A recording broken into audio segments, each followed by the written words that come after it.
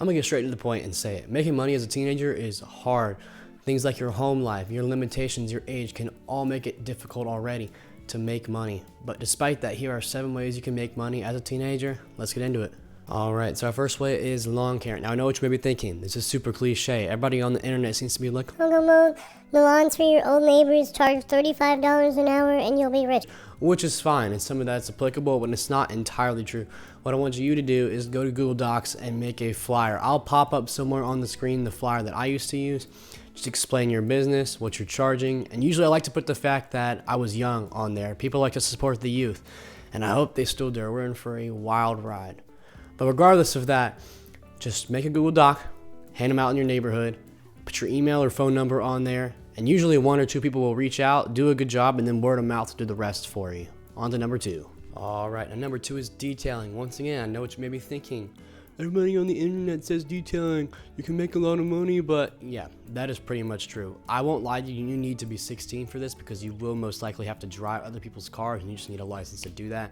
And in addition to this, you will also need $300 to $800 in startup costs. If you don't have that, just go ahead and skip on to the next part of the video. But if you do, what I would do is go out and buy your starting supplies. I will link 2 videos down in the description that are exceptional for detailing and outlining what you need to buy, as well as understanding the business and how to scale it. Practice on your parents' car. Nobody hates a clean car. Just make sure you're doing a quality job, especially if it's your mom or dad's car. Just make sure it looks good, and somebody will probably ask them about it. Create a business card, and word of mouth will help you get all the way to where you need to be. So on to number 3. All right, now on to number 3, which happens to be learn a skill and sell lessons on it. This is good because it allows you an opportunity to pursue your passions, while also making some bread. It can't hurt.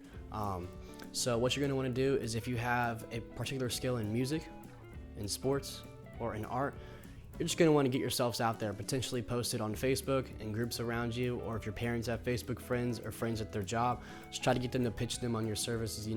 I got paid twice to teach basketball, and it was only $15 an hour, but I was 13 years old, and that was like life-changing money. I felt like, I had all the money in the world at that time. But what you're going to want to do is just perfect that skill, first of all. As you're teaching lessons, you can also better yourself. And eventually, as you move on later in life, especially if it's something like music, you can go perform at bars, you can perform at shows. If it's sports, you can teach lessons, you can coach teams, or you could have your own club sports team. And if it's art, you can make art pieces and teach art in schools.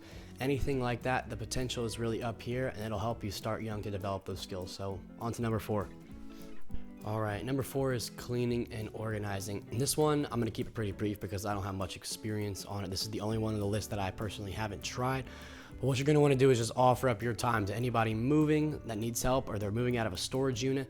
Look for those opportunities and just offer your time to help them organize, clean, carry stuff. This will depend on how strong you are. You're probably going to want to be bigger if you're hauling boxes out of a storage unit. But otherwise than that, just offer up your time. Say, I want this and this rate. I'll recommend $13 to $16 an hour for something basic like that. And hopefully that'll help you scale up a little, make some money over the summer. But on to number 5. All right, now number 5 is a little controversial, but it is drop shipping. The controversial thing about this is that this business model is not very effective for the masses. I mean, it is super oversaturated. If you got 12-year-olds on Shopify trying to sell you some cheap phone case from AliExpress, and that just ain't gonna work. I drop shipped personally, and I did ping pong tables. That was the stupidest thing you could quite literally ever do. If you're gonna drop ship, do anything but ping pong tables. It was a terrible idea. But if you want to channel your inner Michael Scott and create some sort of revolutionary idea, like Cereal Shack, drop shipping has some potential. Just find a product on a store like Alibaba, AliExpress, or potentially even Walmart, because they sell a lot of these other brands that just sell through their platform, and list it on eBay for anywhere from 2 to 4 times the price, and make sure your margins are high enough. I literally only made like $17 from selling a whole $200 ping pong table while I was drop shipping at that time. But find a profitable product, list it on eBay, and don't do paid ads. Just try and force that listing, share it to a couple of your friends, get them to click on it, maybe help the algorithm out a little bit. But once again, this is a risky business model. There's no financial risk. It's just a lot of time that goes into researching a product, developing it, creating shorts potentially on it, marketing around it, and then potentially getting no sales. And in addition to this, these products are cheap, dude. This ping pong table I sold was not cheap. It was $200. Most people don't have $200 just to buy it. If you're gonna drop ship, do anything but ping pong tables. But enough of my tangent. The products are cheap. Alibaba AliExpress is going to take a decent while to ship, and they're also made in China, and so they are going to be crappy products. Not that everything made in China is crappy, but if you know, you know. All right, number 6. Number 6 is going to be surveys. I used to do this when I was younger and ended up making a whole total of like $18 or something like that. I made nothing. But I haven't done one in like 5 years, and I feel like a lot of people on the internet aren't real about it. So we're going to take it to the phone, we're going to download a survey app, and we're going to see the real money-making potential and if you can make millions off of surveys.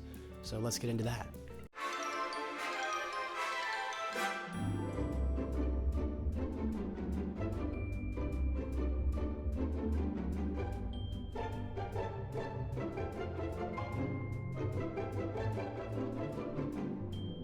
Look at that, I earned 5 SB.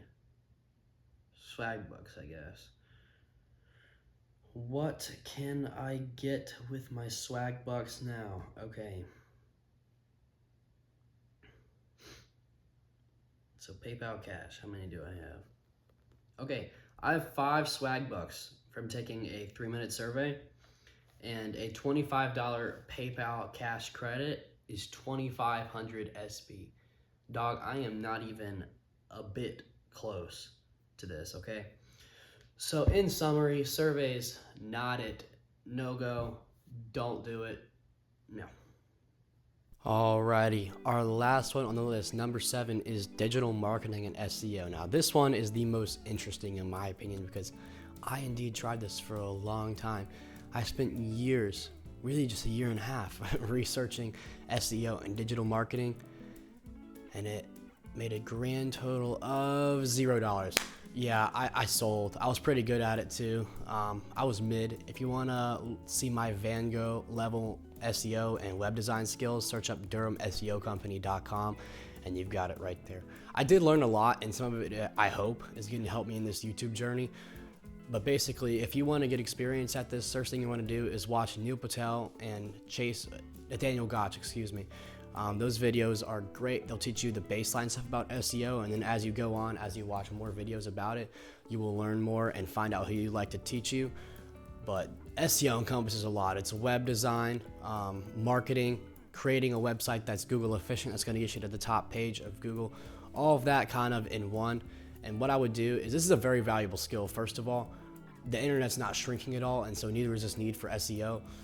Learn it, really try to perfect it for years and years. Get better at it, learn how to design websites, try it on your own websites, and offer your skills for free for a while. That's what I did, and I never ended up making money for other reasons we'll go into later, long story. But just offer your products for free for a while. Friends and families that are business owners, doctors, chiropractors, dentists, if you know any of them personally, just create a little portfolio for them in itself.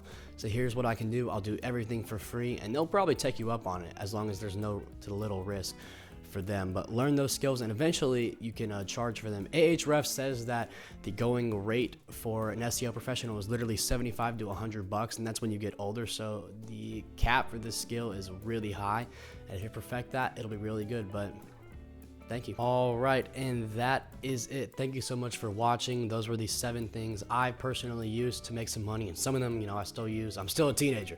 Some of them I still use to this day, but thank you for bearing with me, and I hope you found some sort of value in this video.